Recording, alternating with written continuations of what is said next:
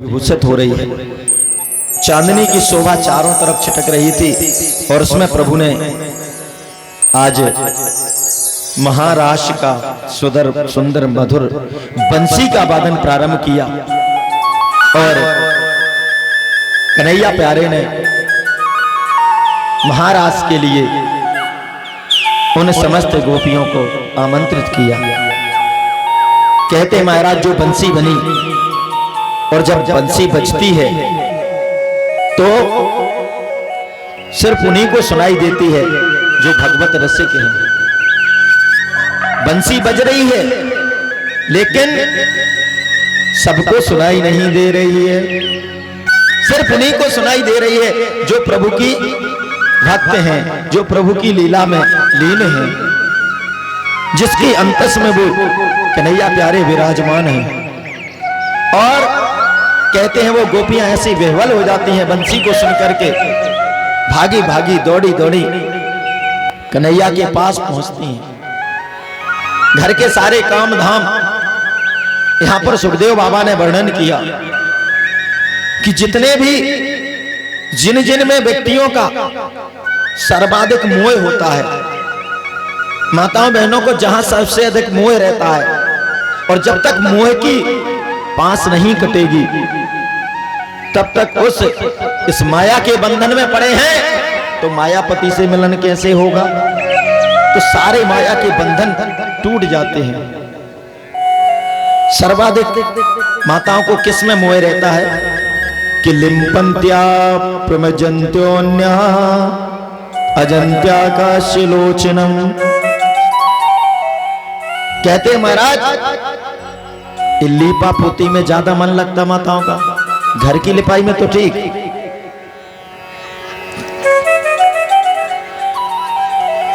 ये फलानी लवली फिर फलानी बबली, जाने कौन कौन सी आती हैं, कितने नाम के पता ही नहीं। महंगे से महंगी क्रीम है, तो वो क्रीम पाउडर इत्यादि जो भी है लिपाई पुताई में, तो कहते हैं कि बंसी बजी और वो लेपन की भी सुध भूल गई। आधे गाल में अंगरख जो भी लगाया लगा, इधर लगा ही नहीं, एक तरफ लगा। काजल लगाया तो आंख का काजल कहीं कान में लगा, एक आंख में काजल लगा, एक में लगा ही नहीं। कान का आभूषण नाक में पहन लिया, नाक का कान में डाल लिया, कपड़े भी साले ऊट पटांग पहन लिए। कहने का तात्पर्य कि जहां जहां मोह होता है उस पर ध्यान ही नहीं, क्योंकि ध्यान तो सारा कन्हैया प्यारे के ऊपर चला गया है। कहते हैं कि एक गोपी तो महाराज ससुर जी को खाना देने जा रही थी और बंसी की धुन पड़ी कि सुध बुध भूल गई। सास ने कहा जाके ससुर जी को खाना दे दे और गैया वैया को भूसा भी डाल देना, तो जाके भूसे की टोकरी उठाती है और ससुर के सामने रख देती है और थाली उठा के गैया को रखाती है। गाय को साग, ससुर को भूसो। गैया को साग सब्जी और रोटी दे देती है और ससुर के सामने भूसा रख देती है। कहते हैं गोपी बच्चे को स्तनपान कराती है, छोड़ करके भाग लेती है। एक गोपी तैयार होकर के जाने को थी कि उसके पति ने कुंडी लगाई दी, गेट बंद कर दिए। अब तो वो अंदर कमरे में ही बैठी बैठी इतनी बुरी वेदना से व्यथित हुई कि महाराज इस भौतिक शरीर को देह को त्याग दिया वहीं पर, और एक दिव्य शरीर में सूक्ष्म शरीर से वहां पहुंच गई। ऐसे वर्णन ही कर रहे थे सुखदेव बाबा कि परीक्षित महाराज ने कहा महाराज आश्चर्य हो रहा है। किस बात का? अरे महाराज गोपियां कन्हैया को परमेश्वर मान के नहीं जप रही हैं, वो तो नंद का लाला मानती हैं। इतनी ऊंची स्थिति ये तो बड़े बड़े संतों में नहीं होती कि शरीर को एक क्षण में त्याग दें और दिव्याति दिव्य शरीर में सूक्ष्म शरीर से वहां पहुंच जाएं। ये तो बड़े संत नहीं कर सकते, ये गोपी ने कैसे कर लिया महाराज। तब सुखदेव बाबा कहते हैं कि आप गोपियों को सामान्य समझते हैं, गोपियां साधारण स्थितियां नहीं है, ये बड़े बड़े वीतराग संत हैं। संत महात्मा हैं जिन्होंने गोपी वेश धारण किया है। और महाराज इस प्रकार से कहते हैं कि महाराष्ट्र में समस्त गोपियां पहुंचती हैं और महाराष्ट्र में ऐसे ही कोई नहीं पहुंच सकता।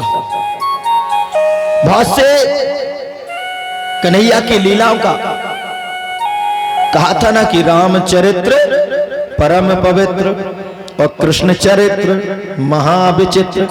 बड़ा विचित्र लीला है उनकी, ब्रह्मा जी को भी समझ में नहीं आती है, इसलिए लोग समझ ही नहीं पाते हैं। और हम जैसे मूढ़ अल्पज्ञ लोग तो क्या समझ पाएंगे। लोग को तर्क करने लगते हैं महाराज कन्हैया तो स्त्रियों को नचा रहे थे, कर रहे थे, वो कर रहे थे, तुम्हारे भगवान ऐसे थे वैसे थे, तुम्हें पता ही नहीं,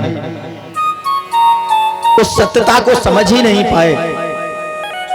जरा विचार करें, यदि वासना का रास होता, यदि कोई इस बाहरी शरीर को देख करके सुंदरता पर मोहित होता, तब तो गोपियां सर्वाधिक सजवंद करके जाती। इस देह से गोपियों को और कन्हैया को किसी को वास्ता ही नहीं है, तात्पर्य ही नहीं देह का। वो तो देह से ऊपर की बात है, इसीलिए वो देह की सुध भूल गई। और कब जो भी रास में प्रवेश करते हैं ऐसे ही नहीं होता कि चटक मटक के कपड़े पहने और पहुंच गए रास में। ये कोई नौटंकी का डांस थोड़ी है, कोई भी कर ले, नहीं। जो महारास में पहुंचे हैं उसमें पहुंचने के लिए उसकी सीढ़ियां हैं। सुनो कैसे पहुंचते हैं कि प्रथम सुने भागवत भक्त मुख भगवत वाणी। पहले जो भागवत सुने भक्त मुख से भगवत वाणी, तो द्वितीय आराधे भक्ति व्यास नौ भांति बखानी। कि तृतीय करे गुरु समझ दक्ष सर्वज्ञ रसीलो। नवदा भक्ति की उपासना करे, गुरु को अपनाए, गुरु नहीं तो जीवन में गुरु हो हमारे। और चौथे हो ये विरक्त बसे बनराज जसीलो। चौथी स्थिति विरक्त हो जाए। ये महाराष्ट्र में जाने के रास्ते हैं कि पंचम भूले देह छठे भावना राशि की। और साते पावे रीत रस श्री स्वामी हरिदास की। पांचवी स्थिति जब आएगी, जब देह की सुध भूल जाएगी, तब छठे भावना रास की, तब छठवीं रास की भावना बनेगी। अरे इतनी ऊंचाई पर पहुंचना, ऐसे चित्त को बनाना, इस जगत के जो नराधम प्राणी हैं, जो कुछ भी अभक्ष खाते हैं, कुछ भी पी जाएं, महाराज उनकी समझ में कन्हैया प्यारे की लीला कभी नहीं आएगी। वो तो उसमें कमियां ही ढूंढते रहेंगे। इस लीला को तो, इस लीला की झलक सिर्फ भक्ति ही समझ सकते हैं। तो इस प्रकार से इन सातों पायदानों को पार करके समस्त गोपियां महाराज पहुंच गई हैं। और जैसे ही पहुंचती हैं कि महाराज कन्हैया तो कहते हैं, स्वागत करते हैं, स्वागतम्बो महाभागा प्रियम किम करवाणि वा ब्रजस्यानामयं गच्छ ब्रूतागमन कारणम। कन्हैया कहते हैं, ओ देवियों स्वागत है, आओ आओ आओ आओ। और सभी जैसे आ जाती है तो कहते हैं किस लिए आई हो? अरे रात में तुम लोग आ गई हो, क्या कहेंगे सारे लोग? देखो देवी, सबके झगड़ा हो गया क्या घर में? किसी क्या झगड़ा होता है तो कुछ भी हो, कितना भी झगड़ा हो, घर छोड़ के नहीं जाना चाहिए। समाज क्या कहेगा? गोपियां कहती पहले बुलाया और अब कह रहे क्यों आई हो? ये तो वैसे ही हो गया। एक पंडित जी को एक मासा ने कर दिया, महाराज जी कल न्योता है, दोपहर में आना भोजन के लिए कल। ठीक है भैया, सुबह से पूजा पाठ करके और दोपहर में जैसे ही पहुंचे उनके घर, दरवाजा खोला, ओ महाराज स्वागत है, आइए बैठिए, और बैठाला। और पूछने लगे पंडित जी किस लिए आए थे? हे भगवान, निमंत्रण कर रखा था और पूछ रहे अब किस लिए आए हो? जब न्योता दिया है तो भोजन करने को आए हैं, अब पूछने की बात है कि किस लिए आए हो। पहले बुलाया और फिर कहते हैं किस लिए आए हो। ऐसे ही ये कर रहे हैं। गोपियों ने कहा ऐसे नहीं मानेंगे। 10 श्लोकों में निवेदन। और फिर जब क्यों, आखिर ऐसा क्यों करते हैं कन्हैया कि गोपियां आ गई हैं तो फिर कहते हैं देवियों आपको आना नहीं चाहिए, ऐसे क्यों आ गई हो? समाज को नहीं देखा तुमने, ये नहीं जाना? गलत बात है। घर में झगड़ा होने का, हमारे घर में कोई लड़ाई झगड़ा नहीं हुआ है, तो फिर क्यों आ गई? अच्छा अच्छा, ये सुंदर चांदनी निकली है ना, चांदनी देखने आई होगी। बोले बहुत बार देखी है चांदनी, जब से पैदा हुए हर बार पूर्णमासी को देखते हैं, पहली बार नहीं चांदनी देख रहे हैं। तो किस लिए आए हो? घूमने आई हो। देखो रात में घूमना नहीं पड़ता। महाराज गोपियां समझ गई कैसे नहीं मानने वाले। जब उन्होंने प्रणय निवेदन किया, क्यों आखिर कन्हैया क्यों कर रहे हैं? हम 50 रुपए का एक मटका खरीदते हैं, बाजार जाते हैं और घड़ा उठाया और इधर से उधर से सब जगह से बजाते हैं। क्यों? पानी तो नहीं छूएगा, जल्दी तो नहीं फूट जाएगा। कम से कम 10 सवाल करते हैं उस कुम्हार से। 50 रुपए का घड़े खरीदने में 10 सवाल पूछते हैं, ठोक बजा के लेते हैं। कैसे ही उठाया और लो लो भैया पैसा पकड़ो, ले जा रहे हैं। ठोक बजा के लेते हो कि ऐसे ही? पूरा ठोक बजा के लेते हैं। अब जब कन्हैया को अपनी अनंत कृपा भक्ति देनी है, महारास में प्रवेश देना है, तो कुछ ठोकना बजाना पड़ेगा कि नहीं? इनके भाव चित्त हैं क्या वास्तव में मेरे प्रति? अथाह अनंत प्रेम इनके अंदर आया है कि नहीं? सच्चा इनके अंदर स्नेह है या नहीं? और ये सच्ची भक्त हैं या नहीं? ये जांचना परखना जरूरी है ना, इसलिए वो लीला करते हैं और कुछ नहीं। ऐसा नहीं है कि वो कन्हैया स्नेह नहीं करते, उनसे स्पष्ट रूप से कहलवाना चाहते हैं कन्हैया कि आप स्पष्ट रूप से कहो। और जब गोपियां कहती हैं तो प्रसन्न हो जाते हैं महाराज। और महारास का प्रारंभ होता है। कहते हैं जैसे ही राधा जी को सौभाग्य मद और अन्य गोपिकाओं को मद आता है तो कन्हैया वहां से भाग जाते हैं। और जैसे ही अंतर्निहित हो जाते हैं, अंतर्हित कहते कन्हैया बीच रास से अंतर्हित हो गए। अब अंतर्हित के 2 अर्थ हैं। अंतर्हित अर्थात अंदर प्रविष्ट हो गए, और अंतर से हित, अंदर से जिसका हित करना हो, अर्थात अंदर से हित करने के लिए। क्योंकि राधा जी को लगता है गोपियों कि बताओ तो बड़े बड़े जिसको ब्रह्मादिक देवता उपासना करके नहीं पा सकते, और हम उसको चुटकियों में नचा रहे हैं अपने साथ।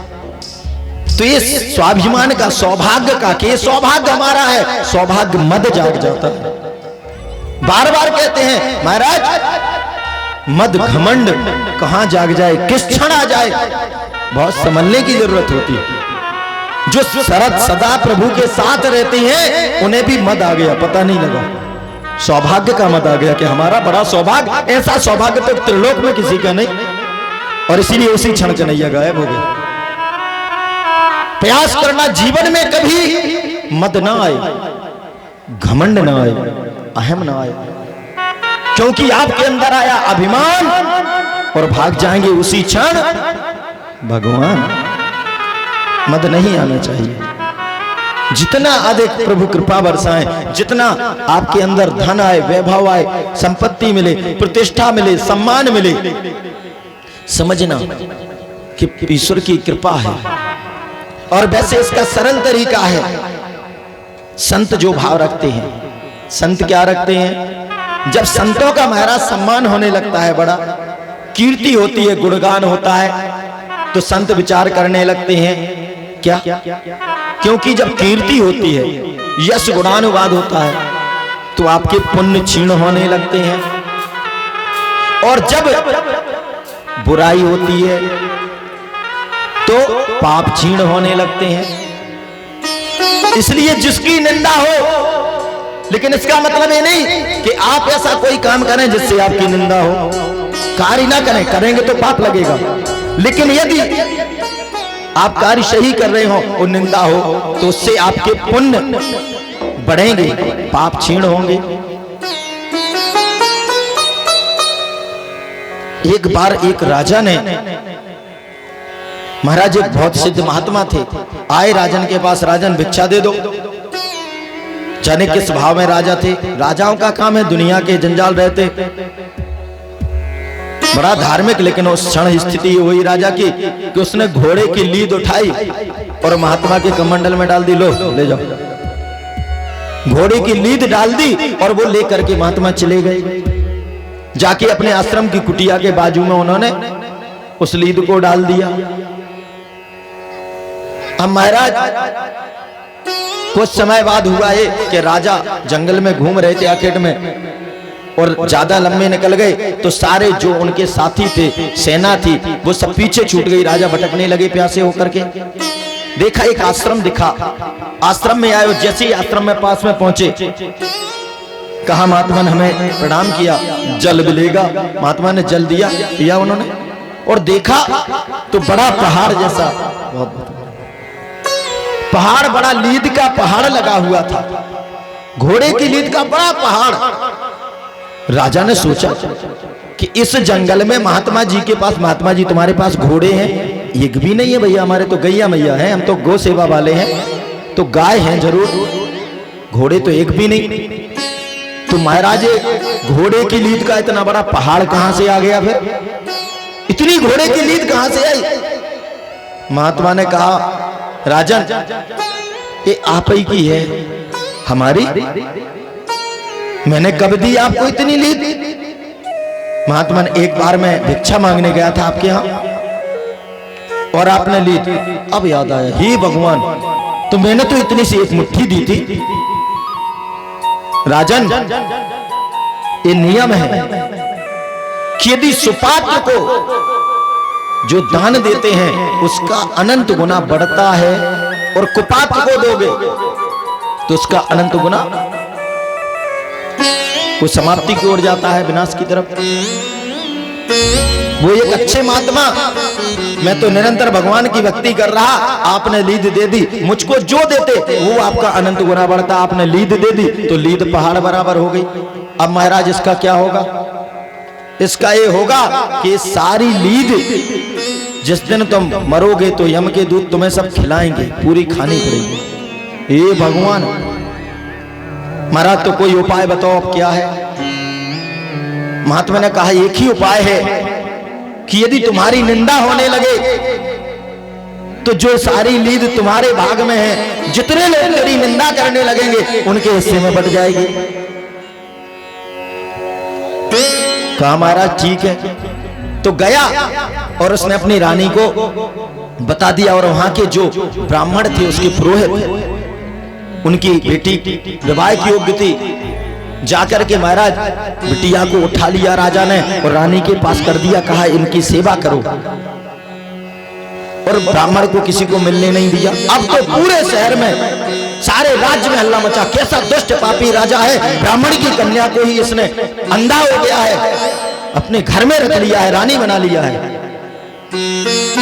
खूब बदनामी हुई महाराज, एक एक लोग, सब लोग चर्चा करने लगे बुराई, जांचा परखा किसी ने नहीं, कोई पता नहीं लोगों को, बुराई शुरू और निंदा हुई। अब लौट के गया फिर देखने, महाराज को प्रणाम किया, देखा तो एक टोकरी लीद बच गई। महाराज सारा पहाड़ खत्म हो गया। बोले निंदा हो रही है तुम्हारी, सारा पहाड़ बांट लिया सारे लोगों ने। अब महाराज ये एक टुकनिया रह गई है, तो इसका क्या करे, कैसे खत्म हो गई?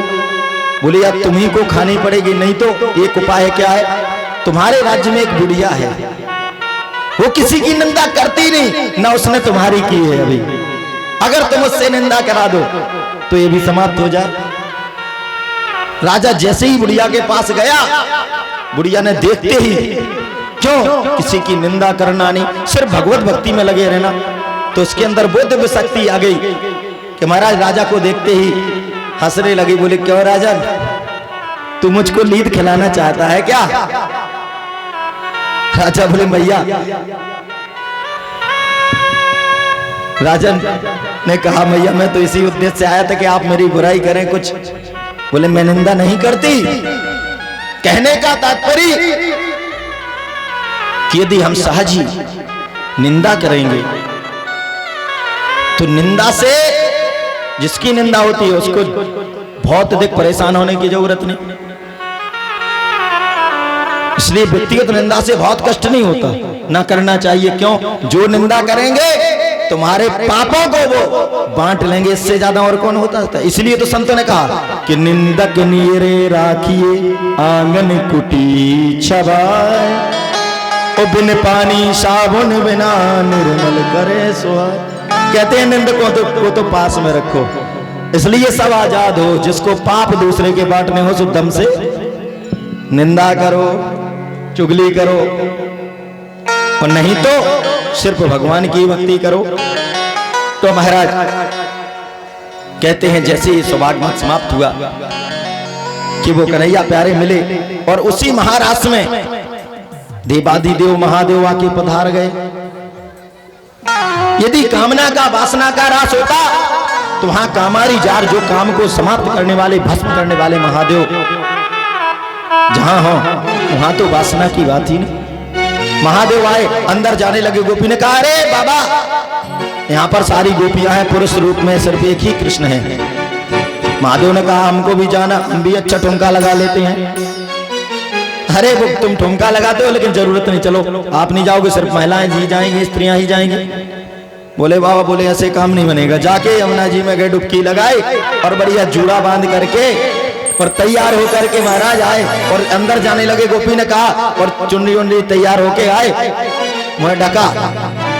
गोपिका ने कहा नाम तो बता दे, ये गोपी कौन है? तो कहते लिख लो त्रिलोचना।